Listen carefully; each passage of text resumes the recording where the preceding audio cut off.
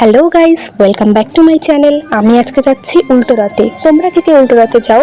সোজা রথ, উল্টো রথ দুটোতেই যেতে আমার ভীষণ ভালো লাগে। সবাই মিলে মজা করতে করতে চাই, কিন্তু দুঃখের বিষয় হলো কোনো বছরই আমার রথ টানা হয় না। বেশিরভাগ সময়ে আমরা সন্ধ্যার দিকে বা রাতের দিকেই যাই। ফাইনালি আমরা মেলাতে চলেও এসেছি, আর মেলাতে কিন্তু প্রচন্ড পরিমাণে ভিড় হয়। উল্টো রথের তুলনায় সোজা রথে ভিড়টা একটু বেশি হয়। মেলায় ঢুকে আমরা সবার প্রথমে জগন্নাথ দেবকে প্রণাম করে নিলাম।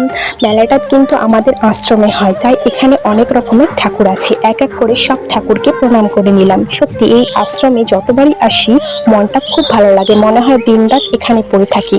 আর এখানে কিন্তু সারা রাত কীর্তন হয়, অনেক ছোট ছোট বাচ্চা ছেলেরা মন প্রাণ খুলে কীর্তন করছে, দেখে অনেক ভালো লাগছে।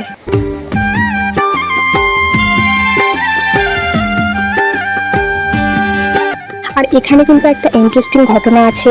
এই আশ্রমের যে গুরু বাবা বা গুরু মা, যিনি ভগবান তুল্য ছিলেন, তাদেরকে কিন্তু এই ঘরটাতে, এই জায়গাটায় স্থাপন করা হয়েছে। গুরু বাবা যে মারা গেছেন, তিনি হয়তো আমার জন্মের আগে মারা গেছেন, তার গল্প শুনেছি কিন্তু তাকে দেখি। আমরা সবাই মিলে মেলা ঠেলা ঘুরে আইসক্রিম খেয়ে বাড়ি চলে যাই। এইটুকুই ছিল আজকের ব্লগ। ভালো লাগলে একটা লাইক, সাবস্ক্রাইব করে পাশে